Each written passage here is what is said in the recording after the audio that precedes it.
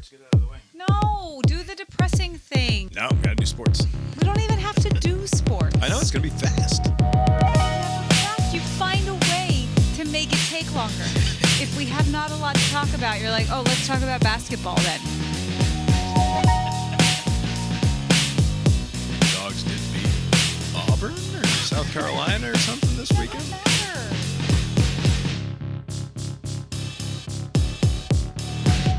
Here we are, Abe Cast Iron Balls, a podcast about sports. My name is Bob, sitting across the way from my good friend and co-host. That's Abe. How you doing tonight, Abe? Doing well, Bob. Yeah, here we are. Lori's here too. How you doing tonight, Lori? I'm fine. Lori's dreading the conversation to come. Not on this podcast, but on the... I'm not looking forward to this one. I feel like this is unnecessary. Two awesome games happened. Yeah, but we don't have to talk about them. All right, two games happened. There we go. Plus a bunch of NFL playoff football, which is very exciting. Tonight is Monday, January the 12th, 2026. Day 3 of the NFL Wildcard playoff schedule, because they have to spread this out as much as possible. Abe, it's time to live bet the games. We haven't done that in a little bit. We have our last game of the Wildcard Weekend up. It is the Houston Texans on the road against the Pittsburgh Steelers. The Steelers, for some reason, getting to host a playoff game this year. Very confusing. Isn't that the division thing? It's a division thing. Yep. All right. Steelers are the 2.5-point home underdogs against the visiting Texans. Who you got? By the way, I believe I have an insurmountable lead, right? I don't think there are enough weeks in this sports calendar for me to... I will find a way. Unless they're finding college basketball action in February. To make you bet on stuff until you are sufficiently wrong. And I am out of money. Which is obviously I'm doing this. Very stupid of me. But go ahead and pick tonight's game. Let me build my lead, pad my overwhelming lead. I'm going to go with the Texans. They are, old man Rodgers, who you don't like for some reason. I mean, there are many reasons. But I think he's going to be in trouble with the defense that's coming his way tonight. And that's probably why they're home dogs. So, We're going to money line this, or are you going to lay those 2.5 points for the Texans? Oh, come on. It's not going to be settled by 2.5. Yeah, let's live with the points. Yeah, let's live a little. All right, $5 bet. Laying 2.5, still only going to net you $3.91 if this comes through. And by you, I mean me. It is a 30-6 win for the Houston Texans with a dominating defensive performance. The Steelers are finished, and DeMeco Ryans' Texans are moving on to a date with the New England Patriots. Rodgers' last pass went for a pick six. Hey, but it was a very fun weekend of football action, and getting started really on Thursday with the college slate. How did you enjoy your weekend, sports or otherwise? I didn't keep count, but I watched a lot of football this weekend, extending to Thursday. A lot of fun. I mean, there were two duds. I mean, the Indiana game wasn't much. It was a shellacking from the get-go. Wasn't it like a pick six on the first possession? First play. And things kind of went fell apart. Kept going like that. But the other game was good, and then most of the NFL games were good, save for the Patriots-Chargers game. That was a bit of a stinker. But it was a lot of fun. I think the Indiana game was here in Atlanta. I saw some reports about how the Indiana Hoosier fan base dried all the beer supply at the stadium, which is, you always hear these things whenever some Big Ten team travels. They drank Megatron's butthole dry, is what you're telling me? Apparently. In so many words? Yes. That's not a family-friendly way of phrasing it, I suppose. But an accurate way, yes. But they like to drink, those people up there. Oh, all right.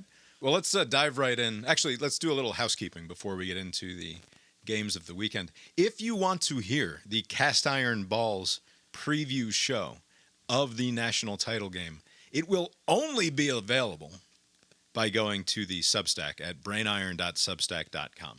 Would I like it if you signed up to receive the emails in order to make sure that you get that? Yes, I would. It will not be necessary. You can just go to brainiron.substack.com and there's a button there. It's like, hey, subscribe, asshole. And then the button, you can just be like, I think it says, no, let me poke around first or something like that. Yeah. Just click that button and then you find the post. It'll post likely, depending on when we record it, I guess, no later than Friday, sometime Friday.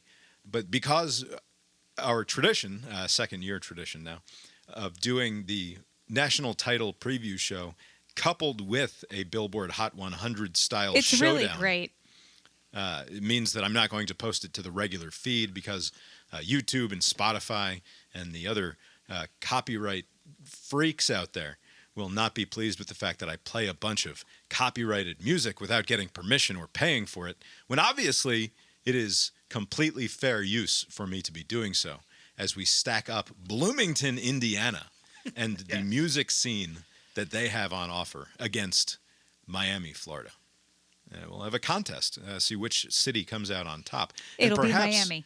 Perhaps that will be indicative of how the national title game will go. We'll see Pitbull is from one of those places and not the other. because you can, you have like the like seals or something, and sometimes like you can pick the right balls, or like there's the Octopus. the octopus. Different The World versions Cup of it. This is octopus. our version of that. Who won last year? Was it Columbus or South Bend? Who? Yeah, one of those. I think Columbus came out on top in our competition. You should post that one again. Who would have guessed that cities in Indiana would represent back-to-back years? Ooh. How many bands and songs even can I come up with from Bloomington, Indiana? They Lots must of be known for Jews. something. Oh yeah, there are a lot of Jews there. It's a big, like, a lot of Jews go to Indiana because it's like a good place for Jews. A lot of folks go to Indiana. Yeah. They have something like the largest or second largest alumni fan base in the country. That's something Really? that I heard.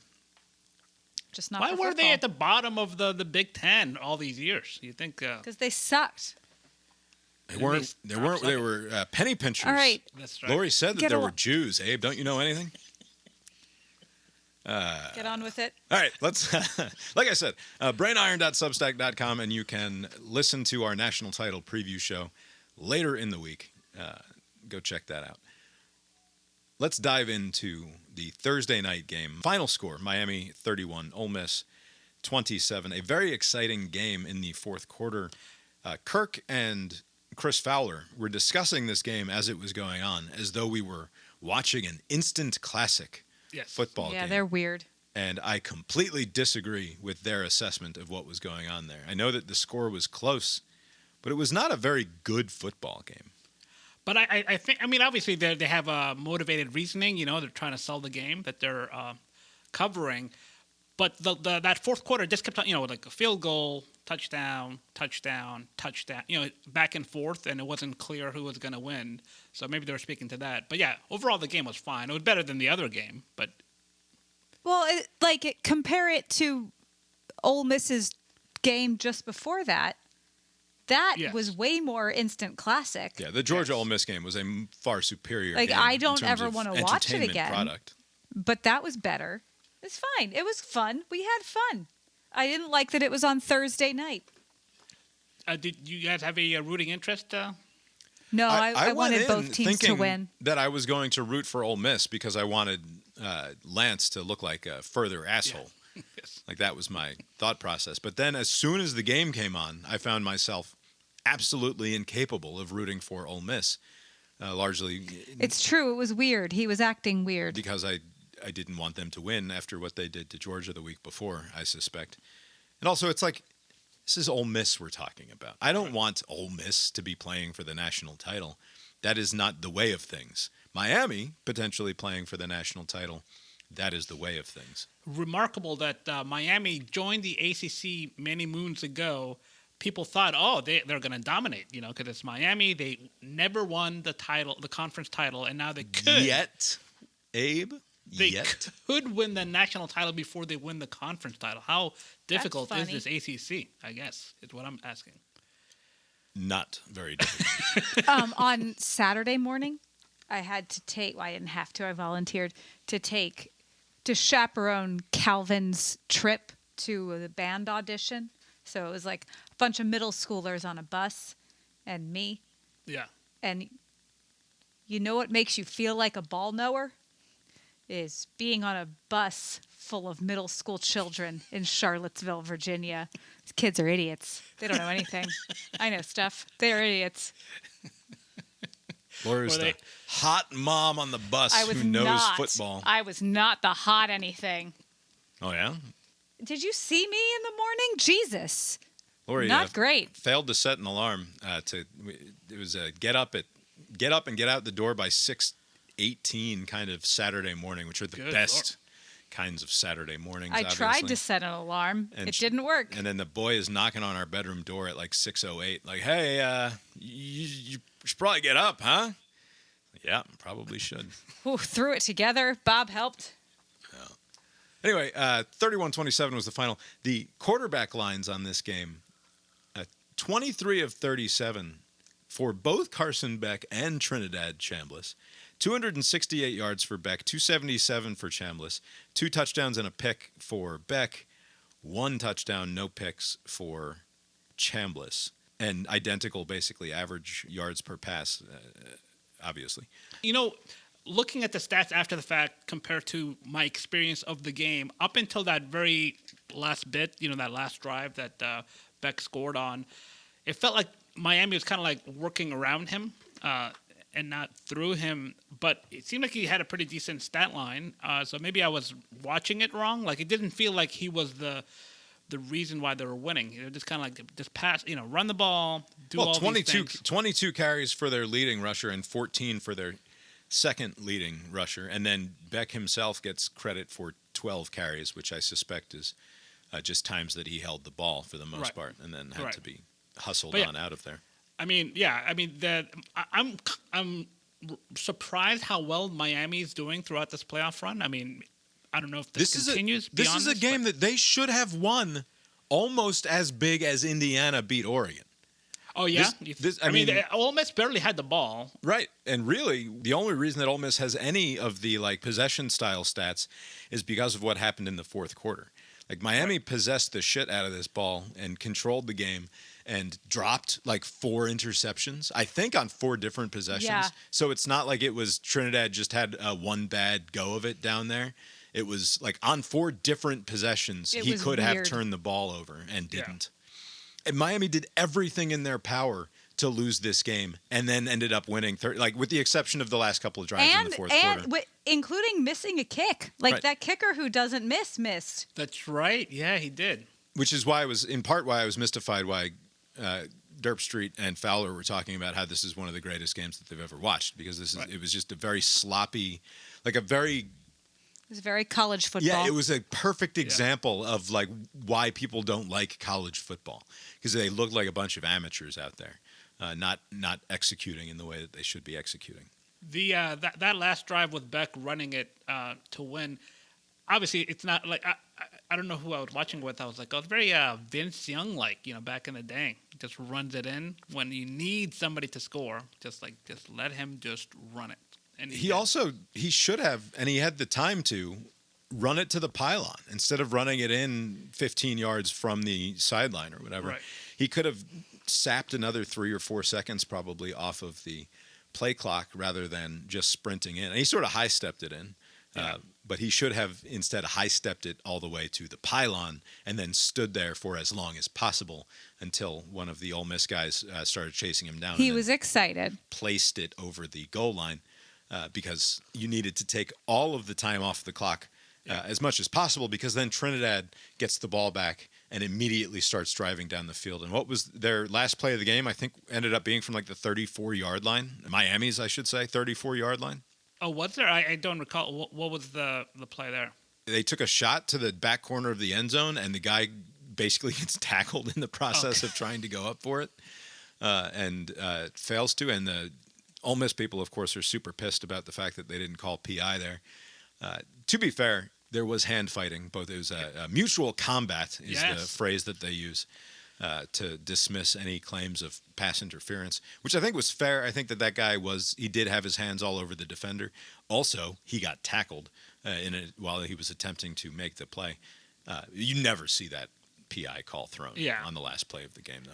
Yeah, you can't call it there. Pretty good run by Ole Miss. I mean, a good season for them. Yes. Yeah, great season for them. I hope they never do it again. I like my Ole Miss teams like 8-4. Like that is the correct 8-4 with essentially no good wins, right? Like they beat Mississippi State and they beat Kentucky and then they beat all of their cupcakes and then maybe they sneak like one more. They have to sneak one more past LSU. Right. Yeah, actually, you're right. Ole Miss, like if you look at whenever the schedule comes out and you see the games they're likely to lose, and then they do lose those games, but win everything else, like you have a very predictable season. A lot of the coaches have fled for Baton Rouge. Like, are there going to be a lot of players also leaving? Is Ole Miss going to be depleted going into next year? Yeah, I mean Chambliss is being dispermitted from coming back. He had a very weak "please give me one more year of eligibility" claim. What was the thrust of his argument? Just like, please, I want? I didn't play this 1 year because I was sick, and I don't have a doctor's note, but I promise I would have played had I not been sick. Please give me a medical red shirt for a year that I just didn't get in any games. I'm surprised that didn't work.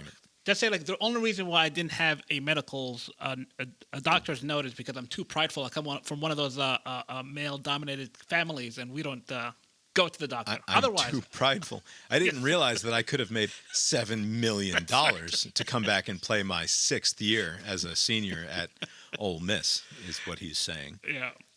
And now he's missing out on that opportunity.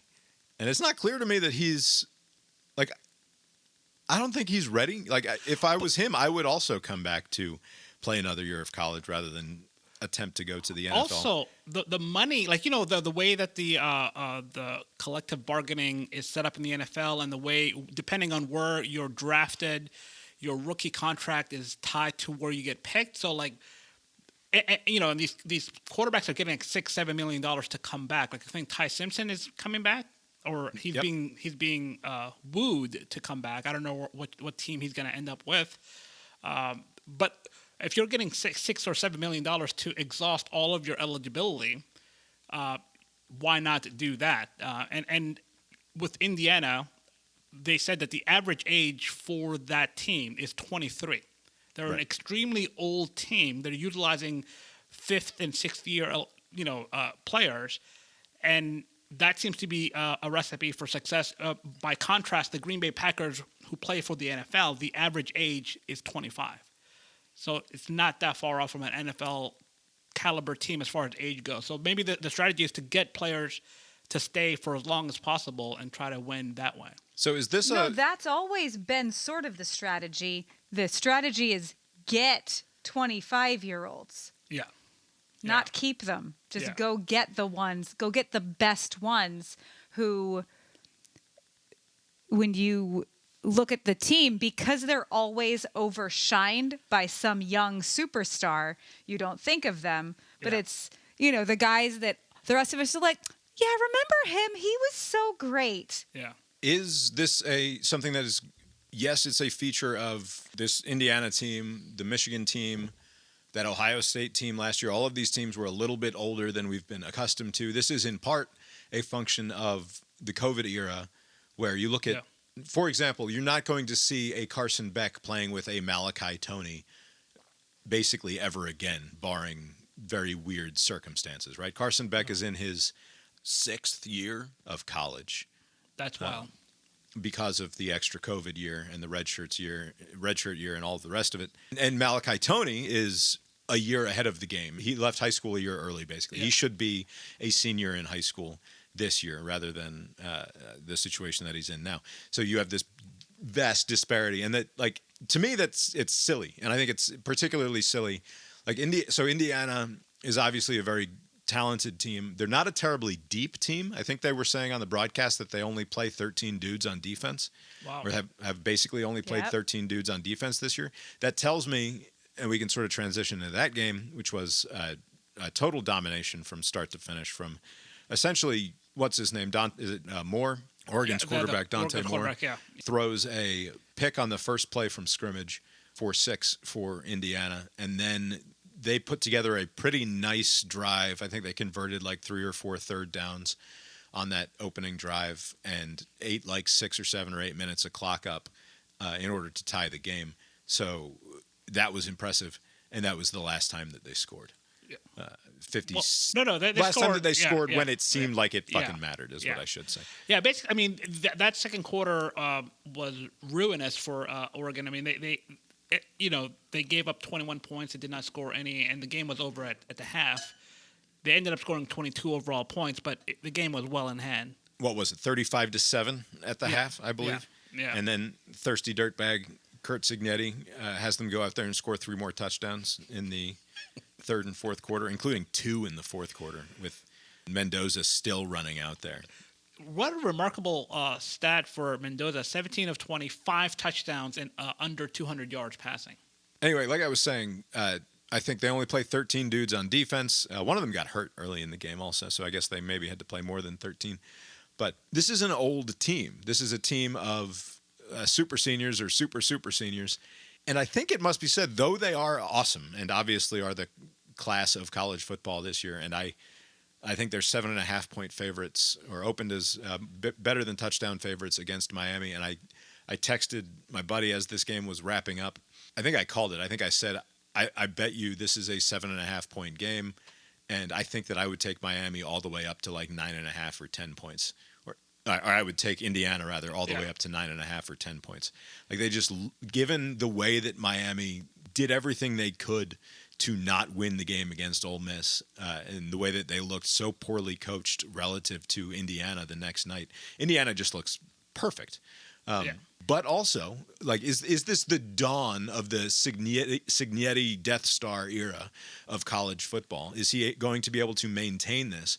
Or is this a function of having happened to land a couple classes in a row of super seniors who were very, very good and then not had the sort of attrition that you can expect over the course of a football season, where obviously if they had had any meaningful amount of injuries, this team might not have been nearly as good as they turned out to be.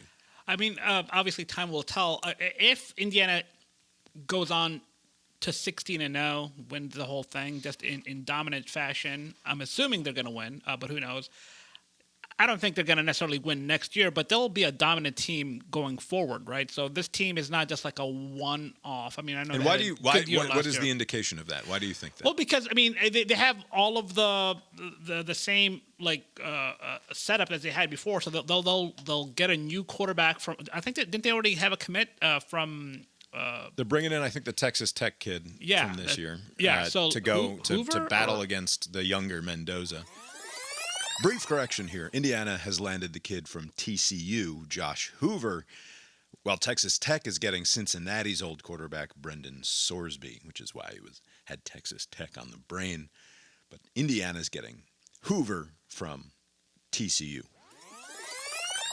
Right. So basically, get a new quarterback that has a similar pedigree to Mendoza and just run it back. I mean, I don't understand why they can't do that. Oh, yes. Why not just go get the next Heisman Trophy winner that's again? saying something, I think.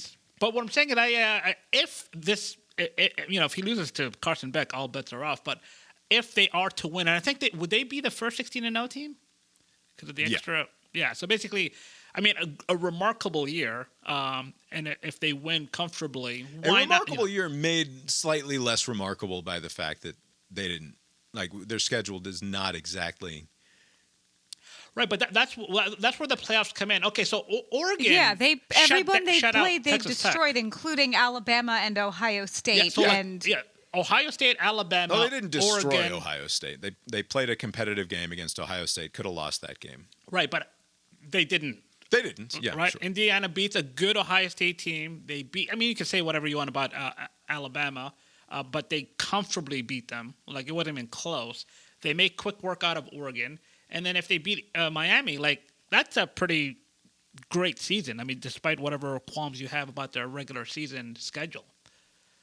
Yeah, no, there's no denying it. They're very and the product on the field looks great. Like, that must be said. I'm not denying that they look like the best team in college football this year. What I'm saying is I don't know that this speaks to next year in any meaningful way. And And I don't know that you can keep rolling those dice and having them come up the right way if you're going to do this based. I mean, I know, and the other thing they pointed out in the broadcast at some point was when you look at the remaining 4 teams and who has the most top, I think the number is top 200 NFL prospects moving forward. It's Indiana. Indiana has the most NFL talent among these teams, but that's only based on the coming draft, right? That's based on this coming situation. We don't know that Indiana can continue to reload in this way. We don't know what sort of a coach he is in terms of bringing in young dudes to actually build a program. Right now, it's clear he did a very good job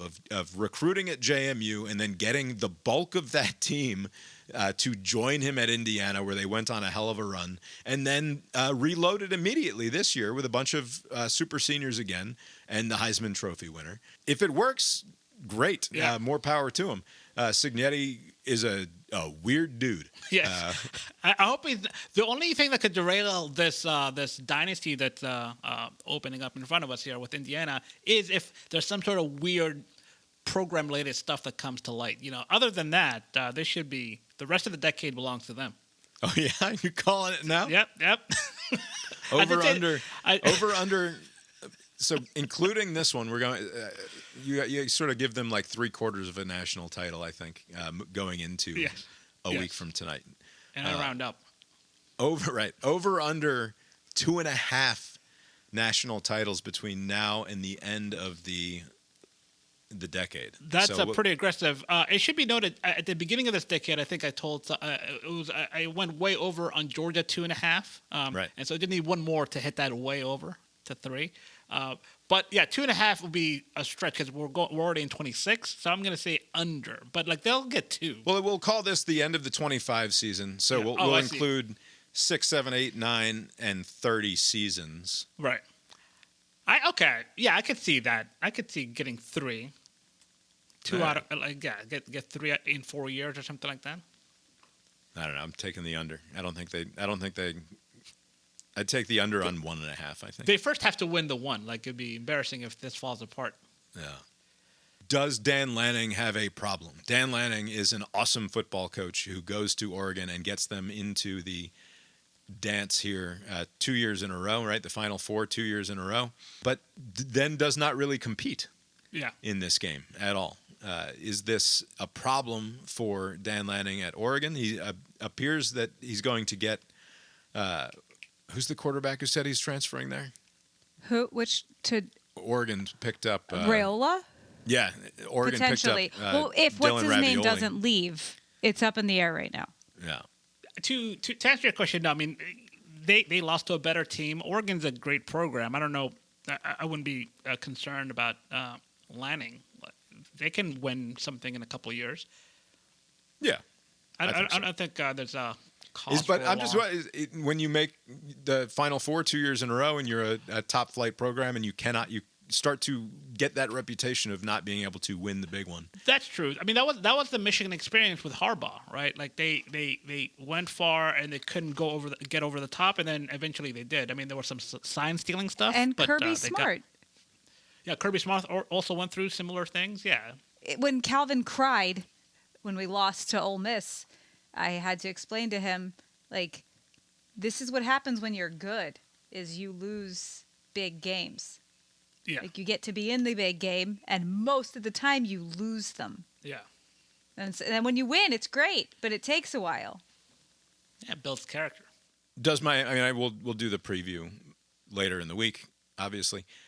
My feeling, though, a week out is Miami has basically no chance. Like I just don't see it happening. It would be such an upset. Even though it doesn't read that way, because Indiana's not like a known powerhouse, it just seems like it's a tall task for Miami to overcome.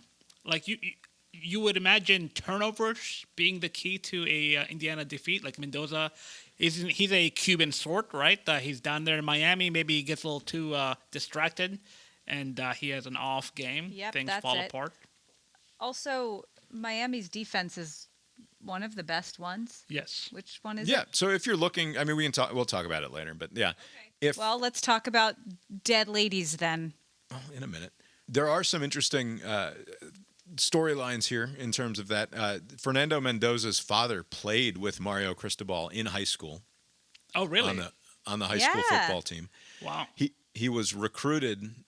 He wasn't really recruited out of high school at all. That's why he was going to go to Yale and then Cal. Because they met him. Yeah.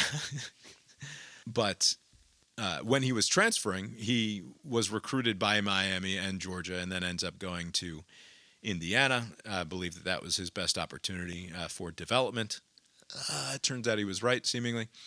But curious that Miami would have lost out on this kid if they were actively pursuing him, given the familial connection there, and the fact that because they all went to, it doesn't say they were friends. It said they played together. Maybe they hate each other. Yeah. Or they lost touch, you know. Yeah. Brief aside, watching this Fernando Mendoza's family, watching the Indiana game, and of course, you know, they start cutting to the family Bob has members. a crush. I don't have a crush, but Mendoza's dad is sitting there, and he's sitting next to Mendoza's mom, who's she's got MS, so she's in the wheelchair, and it's like he's reaching over and telling her stuff and whatever. But right next to Mendoza's mom, I thought, who is this lady sitting next to Mendoza's mom who looks Who's just this like dark-haired, small lady with a nice face? She looks just like Madame Mendoza, except considerably younger. And so I wasn't sure if we were in a Roger Who's Federer. this probably 31 to 35-year-old dark-haired? Calm down, lady. Also, like this was a sibling or girlfriend. Right, so that's what I was trying to road? figure out. Is this his sister or is this his girlfriend? That was my first thought. And because it looked a lot like the mother. And like in my experience, like you look at, you ever watch Roger Federer play the sport of tennis back in the day, and you would see in the stands Federer's mom and Federer's wife sitting next to each other, and one looked like the other but 30 years younger. It's like, what? I think I see what Roger's into. Which, if you're like one of the richest athletes in the history of the world, and you end up bagging a chick who looks just like your mom from 30 years ago. Hey, he looks up to his dad. He wants what his dad had. Must be love, right? Like there's no Looks up to his dad. That's what it is. I like it. But anyway, so I'm Googling like Fernando Mendoza's sister, and I'm not getting anything. And I was like, well, maybe she's very private, and like, because I'm getting like the siblings list, and it just includes the other brother who also is a quarterback. Oh, okay. So Google couldn't produce the sister for me. And then I Googled girlfriend, and it's like, no, he doesn't even have an Instagram, and he's only on LinkedIn, and he's focused on playing football and not on the ladies. It's like, all right, yeah, well, I know what's going on here then. So like, who could this possibly be? And I didn't go further to be like, wait, is this just like his aunt? Is it just his mom's hot younger sister? Like a much younger, like. Yeah. Right, and then you see them Bob more in has close a brother up. 20 years younger than him. Yeah, see him more that's in a good close up. point, It's like, okay, maybe she's just aged relatively. She's not actually They 25. are from Miami. They do anti-aging there. Where's Anyway, so I need people out. You got to figure out who is the lady sitting next to Fernando Mendoza's parents. That's what your job is out there in internet world. Where's Brent Musburger when you need him? Didn't he used to comment on the girlfriends of players? All right.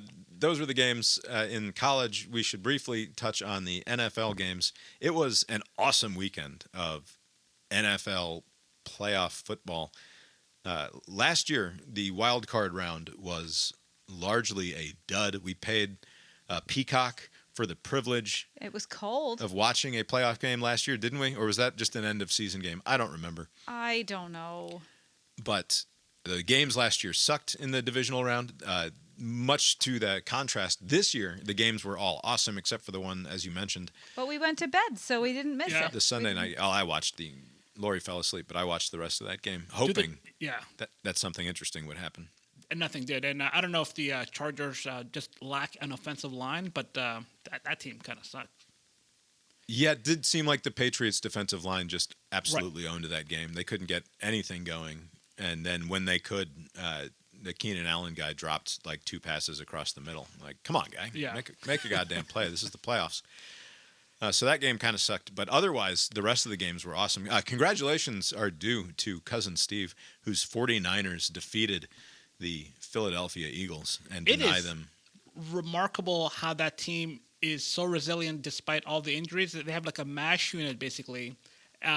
And what, the Kittle? He tear something up and he got some liquor. Tore his afterwards. Achilles, I think, right? Yeah. And just plug and play. Just get some new guy. Just throw it his way. You got Purdy and McCaffrey. They'll make it work. Like, it's remarkable how well that team functions despite all the obstacles. Beat a decent Eagles team. Although I will say, what is up with that team? There's always some sort of issue, even during their Super Bowl year, Super Bowl year, which was last year. There were all these like issues between players and between the player and coach. The team takes on the personality of its city. Abe is what I I'm guess so, telling you but boy, I mean, they have that goober, that big Dom guy. They have the coach who's kind of who but the head coach of the Eagles would go running down the sideline to chew out his star wide receiver upon the star wide receiver not completing a rather difficult catch in 35-mile-per-hour gusty conditions. You know, I could see, like, you don't want. I don't know what's going on there, and I think wasn't there some sort of very like state media like response by the broadcast crew saying like how they have such a great relationship otherwise, even though your eyes are showing you something different. Like I recall there being some sort of like, oh, these guys they really love each other. Yeah, don't worry. Afterwards they're gonna be hugging it out and they're gonna there's just a lot of respect and love here. Yeah. But yeah, that's what that looks like. None of that appeared on the screen. And then, you know, you say yes. I mean, there were some difficult balls that A.J. Brown was not able to catch. But then there was one that was wide open. It was right there. Just catch the ball. You can't complain about not getting touches. And then when they throw it your way, you just don't catch it. Yeah. Like, the only thing they had was that Goddard kid who was catching everything. Like, even at the end, they try to throw it into triple coverage because he was the only reliable hand, which the defense realized. But, yeah, just awful team chemistry. I think that A.J. Brown guy, that's the last time you'll hear from him with the Eagles. I think they're gonna ship him out somewhere. Couldn't have happened to a nicer fan base. That's right. A painful playoff loss. The Packers-Bears game was interesting because Green Bay. That was the one with all-time the collapse. The coaches not behaving themselves. That's right. Yeah, because like one. the Bears coach Ben Johnson's trying to like build up the rivalry. Like, we hate them, you know, like easy guy, like get a rich. Well, and the handshake after. Yeah, the handshake wasn't good, but like Green Bay was. It is the best up. part of the NFL, though, is the natural rivalries where they still matter, right? Yeah.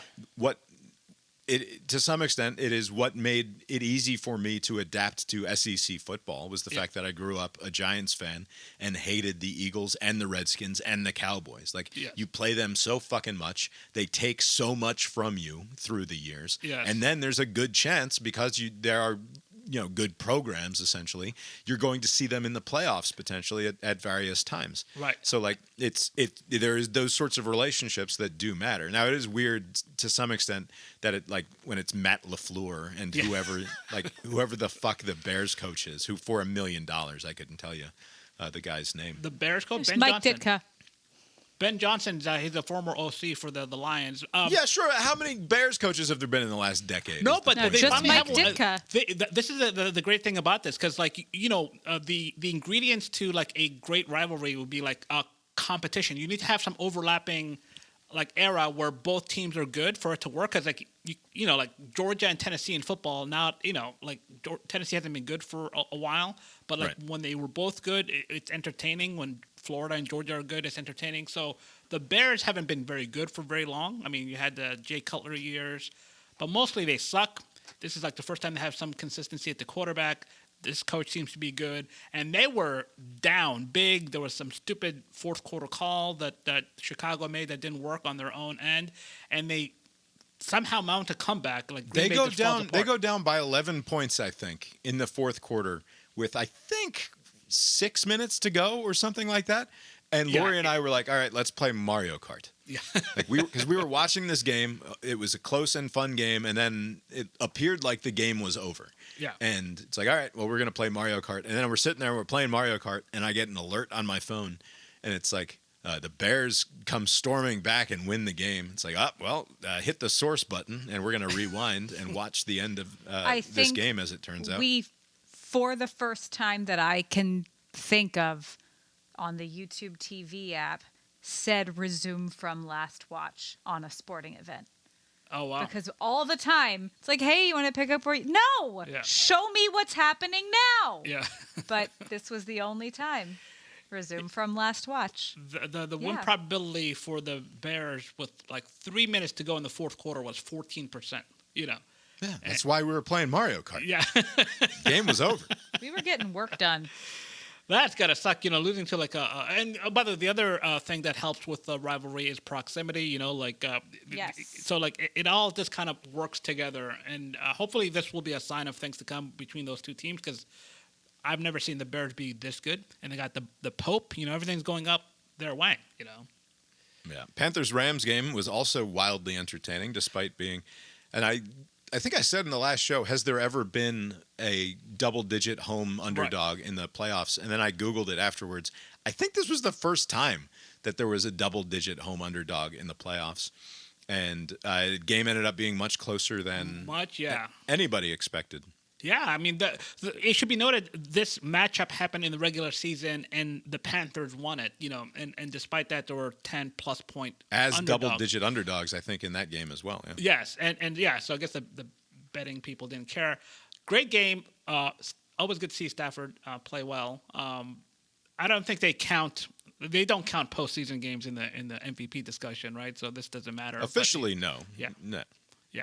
But I think you have to submit it before, right? So even unofficially, you couldn't change. Okay. Right? I think that's true. But no, well, that was a fun game. If there are any late voters who were able to sneak in a late vote, I think if the question was between they were Drake like absentee out of country. Yeah. Between Drake May and Matt Stafford made his case this weekend. Yes, he did. More than May did. All right, so the matchups on the NFC side for the divisional round is going to be Seahawks-Niners, another divisional. NFC West showdown again. By the way, 3 out of the 4 teams in the NFC are from the same division. Yeah, because the Rams will be going against the Bears. Yeah. That's wild. Where is... I guess this will be in Chicago for the right? The Rams stay on the road? I think it's in L.A., isn't it? Or that's probably very easy to No, find it out. is, yeah, Soldier Field, yeah. Right, no, because the Bears are the 2 seed, I think, right? The Bears, yeah, they're the 2 seed, correct. Yeah, Rams the 3.5 point road favorite against the Bears, and the Seahawks touchdown favorites at home against the 49ers. Then on the AFC side, the Jaguars-Bills game was another thriller. I was very pleased to see Sunshine, the quarterback for the Jaguars, upset at the end of that game. There's something about his face and the long flowing hair that when he is upset, it makes me happy. If you want to say that is a result of me being a quote unquote hater, I will gladly accept that charge. Because I have no reason to not care for that guy besides the fact that he went to Clemson and he has long flowing hair. Yeah, and but looks the way that's that he what looks. else? What kind of a reason would you need besides that? Yeah, that's enough. Yeah, the head coach for the Jaguars, which I'll save you the trouble, Bob, Liam Cohen. He in the post game little press conference, I think he got a little choked up or emotional. I guess this game took something out of him, and there was a reporter. This old black lady, just by the sound of, I could just tell. Is that what it said on her Yelp or her YouTube? I'm an older black lady. just the tone of it. She was, first of all, she's a reporter, supposed to be objective, ask the tough questions. But did she say, I'm a big fan of Van Morrison, and I always talk about my race and age in the YouTube comments of Van Morrison videos? Maybe she's the YouTube person that does that. But she was basically like trying to talk him up, like, hold your head up high, like, you had a great year, like, don't let this get to you. And, like, he's accepting it. This is the head coach for the Jaguars, accepting this, like, pick-me-up. And I'm like, what is this? I mean, I'm not What against sort of it. a reporter is this? Yeah, I was like, I thought initially it was somebody that wasn't a reporter. Maybe it was like somebody else. But like they said, But like, if she writes This is for... like one of the players' moms or something who's just in the. She's just finished filming one of those chunky soup commercials with one of the Jaguars players, and it's like, you did so good, honey. yeah, they did well. I mean, they did much better than I thought they would. There was all this talk about how this is the coach and this is the team, and they turned around. This is the big turnaround is in the works in Jacksonville. It's like, I guess, like they only win the division by default there at the end, right? It's not like they dominated. Yeah, but they had a decent year, and it's the Jaguars. They had a perfectly decent year. They won like 3 games last year, right? Yeah. Talk to me about the turnaround of the whole franchise in 2 or 3 years when they've been back to the playoffs. But see, he's one of the reasons why I argue against hiring old geezer coaches. Hire somebody like him, mid-80s, 40 years old. Yeah. All right, it's 8:30. And then Patriots Chargers. The only thing to say about that is just how poorly the Chargers offense was able to do anything. I like Justin Herbert a lot. Like, I want him to be way better than he actually is. Oh, He's just not. He doesn't seem to have that next level. Like, I don't know if he's not quite bright enough. You think there's something up there that's lacking? I don't trust any quarterback who. I mean, what is he, 5 or 6 years into this at this point? He's been at it for some time. Well, he's an Oregon guy, right? And he still has the whole fucking call sheet, like 4 pages of it, on his wristband. Oh, I do not trust a quarterback who has to look and then flip through a goddamn Rolodex every time a call comes in. You're saying he should be off script at this point. Like, what if he has, like, every year a new coordinator that he has to relearn, We don't know what the story is. You have literally one job. Do you know how many dummies know the playbook in the NFL? There are wide receivers who are abject George Pickens knows the playbook. He probably knows the chain of the playbook that impacts him. He said blah, blah, blah, blah, George Pickens. Blah, blah, blah, blah, blah. I have a bias against quarterbacks who have to read from the fucking wristband. That's a new wrinkle of criticism. But then I realized that I would not even have noticed. I don't trust that they have the full intellectual grip on things. I don't know. I think I'm opposite. Like when you go to a restaurant, like a fancy one, and the waiter doesn't write shit down. Yeah. It's like, just, no. Write it down. Write it. It's not unprofessional. Yeah. Write down the thing I'm telling you. It's not impressive if you've memorized it. Right. It's impressive if you write it down. Yeah. Write it down. Yeah, at the garbage restaurants we go to, No, I agree not at with the No, at the fancy restaurant. If you are at a fancy I said at restaurant, the fancy restaurant. Yeah, but if you're at a fancy restaurant and you're gonna, in all likelihood, walk out of there with like $800 at the end of the night, you should be in command of the menu. You would judge a waiter that wrote down your order?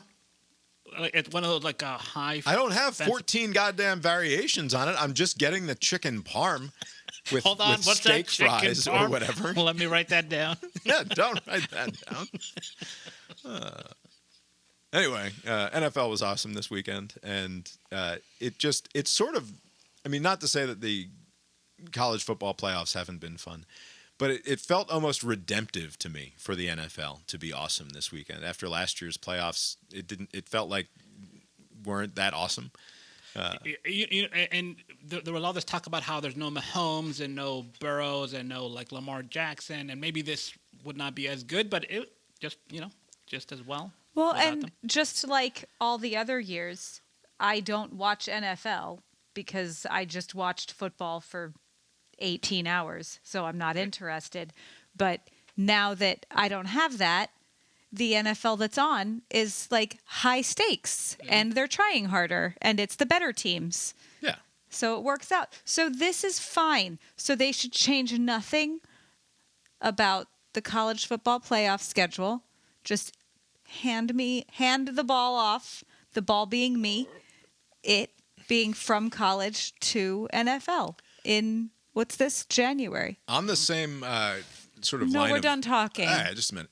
On the same line of thinking about where I'm complaining about Justin Herbert still referring to like his spreadsheet when he gets the play call in. You're always hearing, and this is some commentary that I heard about the Oregon-Indiana game afterwards, was, well, after that first scripted drive, Oregon didn't have an answer for Indiana's defense. And you hear this a lot during the football season, both in the NFL and in college, and you hear it a lot when you're talking about the Georgia Bulldogs team, especially because so often the other team comes in and puts together an 8 to 15 play, 90-yard touchdown scoring drive, and then doesn't do jack shit for the next 2 quarters. And so the commentary is from the idiots on television is like, well, they had that first scripted drive, but after that they weren't able to figure anything out. It's like, what else is the offensive coordinator and his staff of a half dozen millionaires not doing all week long besides scripting other drives, right? And then you can have a chart where it's like, okay, so the first 15 plays were awesome and they worked out and we scored a touchdown. And then what? We just, fuck. We're bending over and pointing at the play chart and like, fuck, now we don't know anymore. The first drive, they get to script. The second drive, they can press square or X or circle. They have 3 each play. I sincerely don't understand. Like, either this is a total creation of the commentariat, right? Where like, this is just not a thing. It's just a thing that has become a meme that announcers cannot help but talk about, is the first scripted drive. This is a Brooks Austin question if I ever heard one. Or are these offensive coordinators and their staffs just scripting one drive and then being like, well, we'll figure it out after that because we don't fucking know? Which one is it? And also, is it like uniform? I mean, do all teams do this? Like, you have to have some sort of plan, like, that you want to execute. It seems like you hear it most of the time, just like Bob said, the context of, like, the inferior team playing the superior team. Yeah. And the first, like, you see it, like, you look at your phone app, and it's like, whoa, Purdue's up on Ohio State, 7-0. Right. And then you look 10 minutes later, and it's like 17-7. Right. Well, Purdue had that first scripted drive. They had a scripted drive. Let's say goodnight to the sports people so you can sad all over the place. I mean, I was hoping to get an answer here. You guys have no answers for me? I don't know. They're playing Madden. Also, naturally, you have to start off with a plan. You can adjust based on new information during the game, but there's no new information at the start. So you have to start with something, right? And so maybe that's where the planning comes in. Plan and adjust. I think it's the defense is what adjusts. Yeah. All right. Well, that was an unsatisfying answer to my very right, good and smart question. I'll ask all the podcast hosts that I email. You've been listening to... Oh, no, we got to update the CIB 2025 football pick'em contest game. Lori added 0 points to her total because she refused to participate because she is lame. Otherwise... we are looking at, no matter what happens tonight, I am in the lead. Cousin Steve still has tonight's game to go. He currently has added 15 points to his situation to get to 297 points, putting him in second place. He could add 5 more points to get to 302. Abe, you are in definitive third place right now with 295, and I am out front with 335 points. Having come through with 25 points this weekend. Not out of reach yet. We will find a way to do this at least twice more. Yeah. I will find a way to not do it. Lori's going to finish the year with a proud 236 points because she's lame. Ask you to do very little in terms of this podcast. You ask me to work full time at a job that I don't want to do. But you could just pick games. It would be fine. I don't want to pick any games. I'm not doing that. All right. You've been listening to Cast Iron Balls, a podcast with Bob and Abe. Lori's here too, though she chooses not to participate as she sees fit. Go to brainiron.substack.com for more from us, including next week's, or the end of this week's, national title preview episode, only found at the website brainiron.substack.com or in your email inboxes if you sign up to receive the emails at brainiron.substack.com. The opening and closing themes of the show are composed by Mark Gillig, tetramermusic.com, Tetramer music.com. For more from Mark. Abe, did anything else in the world of sport catch your eye this week? Yeah, there's a story out of Washington, the state, not the district. Washington football the program. Transfer portal madness. Yes, this quarterback, Damon Williams, he signs a deal with the program to come back next year. I think it was like $4.7 million, according to this article. And days later, he decides to say, fuck it, I'm going to enter the transfer portal anyway, even though he signed an agreement. And I guess the thinking was that LSU wanted him and some other programs, but the contract he signed was kind of like hard to get out of. His sports agent, I believe, dropped him because he was going up against the wishes of the agreement. And then days later, he said, there's no way out of this. So he's returning back to the program he clearly tried to abandon. So, earlier we're talking about the Eagles, the team chemistry is a bit off. I mean, chemistry must be off when your leader at the quarterback position wanted to leave, in January. Now, come August, maybe people will forget it. They'll have some get-together camp activities in the summer. I heard a tidbit about this, which is that, as he was coming back, all of his teammates were at a funeral service. That's right. Yes. For someone close. Was it a teammate or somebody close to the team in some way? The program. Yes. Yeah. I that's right. Yes. How do you possibly repair that? I don't think that is in fact reparable. Do you think they'll take the time in the spring to get out of it? They'll do come what? Trust falls or something? I don't know. I don't know who got in his ear between the agreement with Washington. Well, his dad said that he had offers of $6 million to go play somewhere else, which is $1.3 million more dollars than he had agreed to stay in. And I know you've got to get your money, right? That's the whole thing is got to get paid, got to go get your paper now because it won't be forthcoming later. But at some point, because I know that the delta between 4.7 and 6, when we're talking about dollars, and 1.3 million of them is a lot.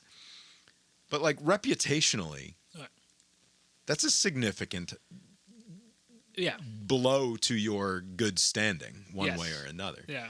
Even if you successfully, best case scenario, successfully you pull it off, is that worth the 1.3? I mean, presumably, yes. It's worth the $1.3 million blow to your reputation. Yeah. Plus, you get to go and play top flight college football somewhere else. So who fucking cares, right? What are we wringing our hands about? But I don't know. It just feels gross. And the more that this happens, the more it will feel gross to people who would otherwise be supportive of these kids getting paid for the work that they're putting in at these schools, right? For getting their fair share. I imagine all the other programs will look at the language that Washington used because it stuck, right? So they didn't try to challenge it, or they're like, what are you going to do? I'm going to, he could have continued this, and maybe let it go to the courts to decide, but apparently... Well, Georgia is embroiled in a lawsuit with a former player who plays now for Missouri, right? They're suing and countersuing each other.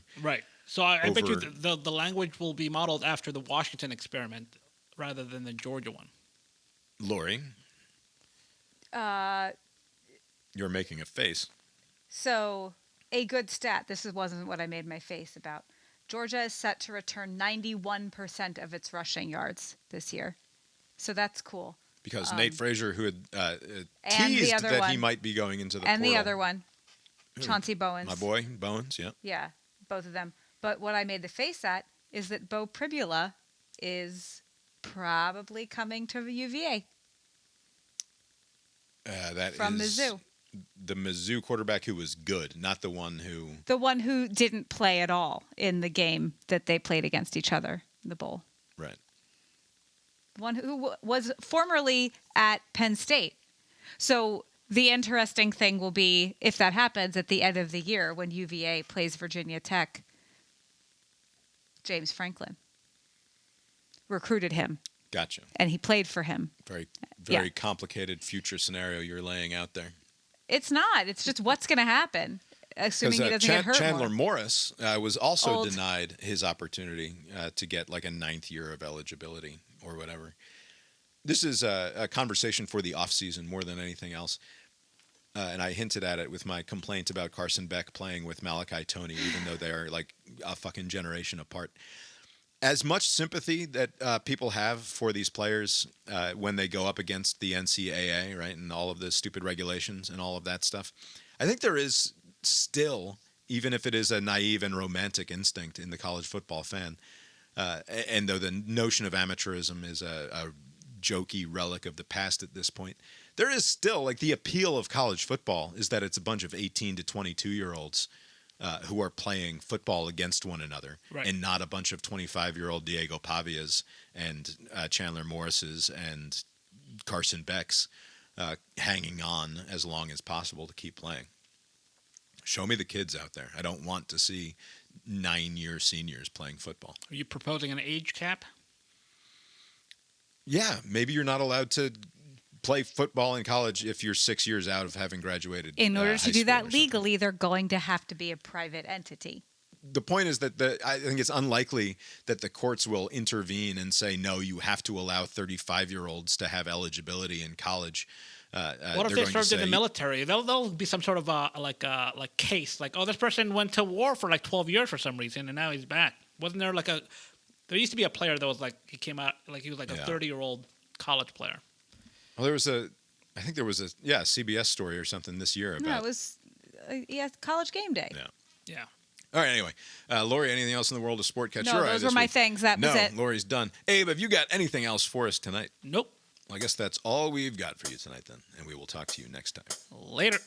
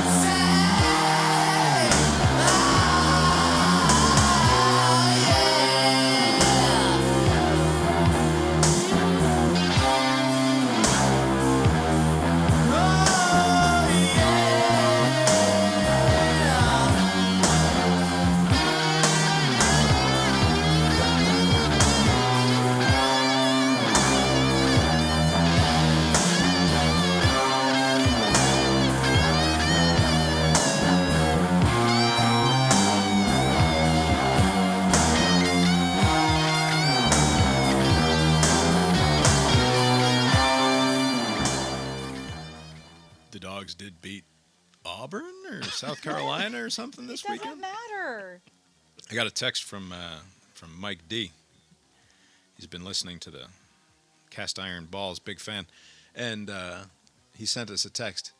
Are you all going to discuss college basketball at all in the Cast Iron Balls? Normally, I don't care at all about it, but Georgia is actually ranked 18 and doing well this year. And I said, I would, but I also want to stay married. But you talk about you're like, oh, what else can I find to talk about? Which is not what you need to do tonight, because you have a lot of feelings that you need to get out. And it's going to take like 3 fucking hours. Don't tell me about my feelings, lady. Okay. Then you don't talk about them either. You don't know me.